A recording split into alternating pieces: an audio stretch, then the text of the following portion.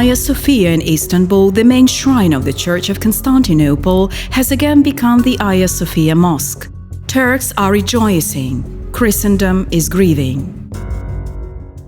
On July 24th, the first Muslim service was held in the temple, which was attended by President Recep Erdogan. It was attended by 350,000 people. For the first time this year in Hagia Sophia, Muslims also celebrated one of the largest Islamic holidays, Eid al-Adha. The St. Sophia Temple was built in 537 to immediately become a unique shrine of the Orthodox world. It was the visit of the ambassadors of Prince Vladimir to the divine service in Sofia that became a decisive factor in the adoption of Christianity by Kievan Rus. In 1453, after the capture of Constantinople by the Ottomans, the St. Sophia Temple was turned into the Hagia Sophia Mosque and remained in this status until 1934, when the first president of Turkey, Kemal Atatürk, issued a decree on the transformation of Hagia Sophia into a museum. And now, 86 years later, this decree was cancelled and a Muslim prayer sounds again in the Orthodox shrine. The current decision of the Turkish authorities has caused a storm of discussion. Some European countries, together with the Department of State, called on Turkey to reverse its decision. Others say that the conversion of Sophia into a mosque is an internal affair of the Turks. But all these discussions can no longer change anything. The Turks made their decision. However, the question arises, was it really impossible to do anything to prevent desecration of the shrine of the Orthodox world? This question is primarily directed at Patriarch Bartholomew, for whom Saint Sophia is a symbol of the Church of Constantinople. After all, now almost 600 years after the fall of the Byzantine Empire, the Patriarchate of Constantinople has no reason to stay in Istanbul, none other than Sophia. This shrine is practically the only thing that connects the Church of Constantinople with the glorious past of the Christian Empire, given that now the Orthodox in Istanbul makes up less than 0.1% of the total population of the city.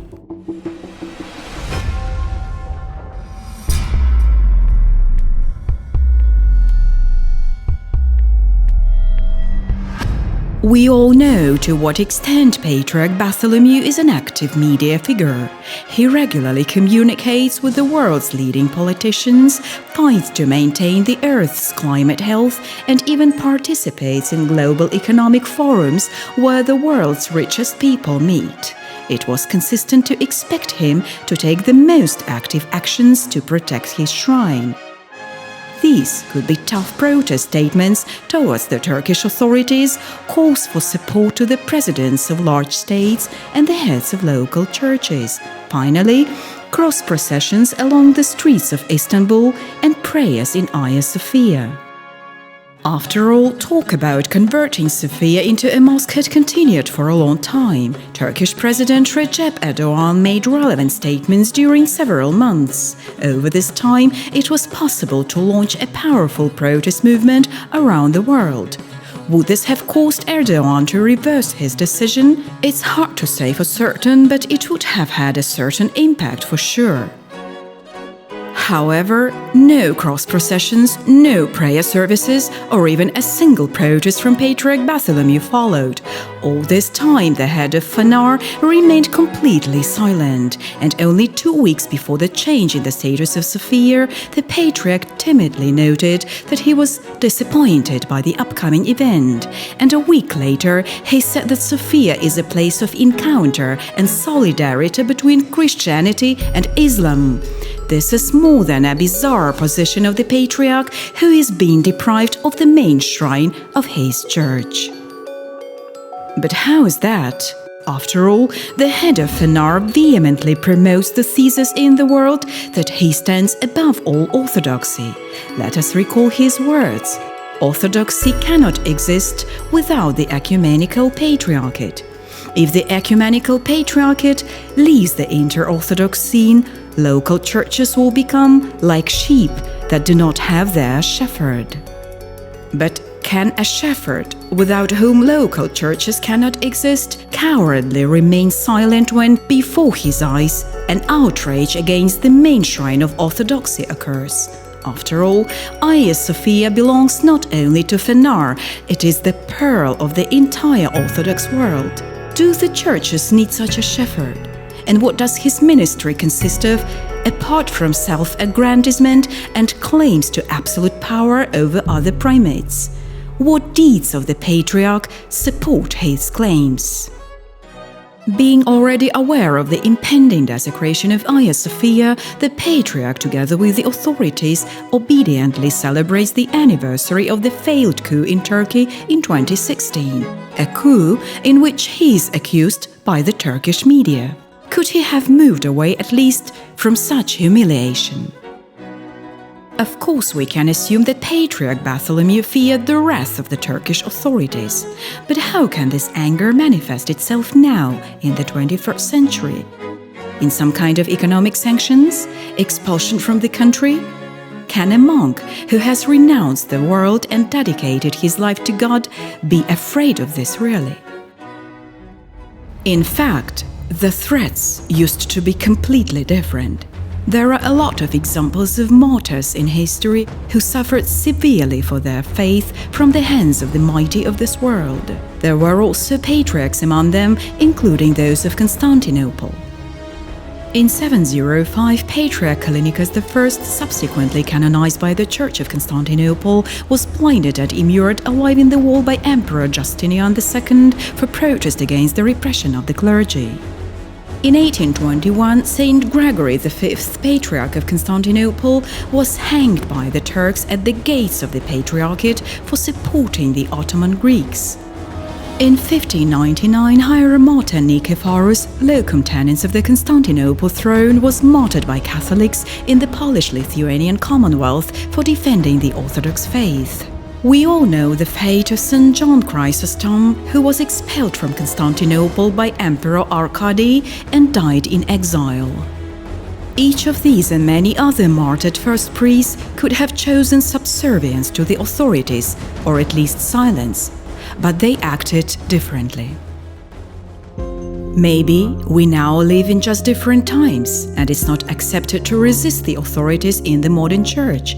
Maybe it's necessary to obey and accept any anti-church actions of the rulers with humility. No, the times are always the same, and bishops either defend the Church of Christ or defend their comfort and amenities of this world. One needs to look no further than Montenegro and Ukraine. Metropolitan Amphilohia, head of the Montenegrin metropolis of the Serbian Church, has been leading protests against the actions of the local authorities for 6 months, which intend to confiscate its temples from believers. Podgorica hosts Moleben prayers and protest processions twice a week, in which tens of thousands of Orthodox Montenegrins take part. Metropolitan Amphilohia is severe on the government, directly calling it godless and being not daunted by any persecution, although he already had to be interrogated at the police stations. One can also recall his beatitude on Nufri with the hierarchs of the UOC, whom Poroshenko rigidly enforced to join his fake church of the OKU. Despite the powerful pressure from the authorities, the calls to the security service and lawlessness of activists, none of them backed down but continued to defend their church. Patriarch Bartholomew has a different tactic in dealing with the mighty of this world. Throughout his life, he has forged relationships with politicians in order to promote his interests with their help. And it did work quite often. In 2018, the head of Phanar entered into an alliance with Poroshenko and, with the full support of the United States, tried to seize the church in Ukraine by right of might. In 2020, the opposite situation developed. Having already turned Hagia Sophia into a mosque, the Turkish authorities acted by a privilege of power. Phanar was in the role of the weak party.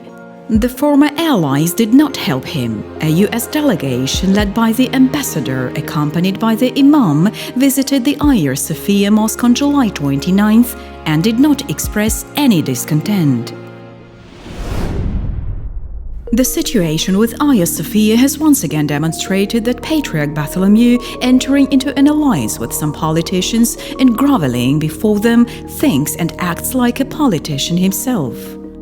But the Church does not accept the categories of power, intrigue, and benefit used by politicians.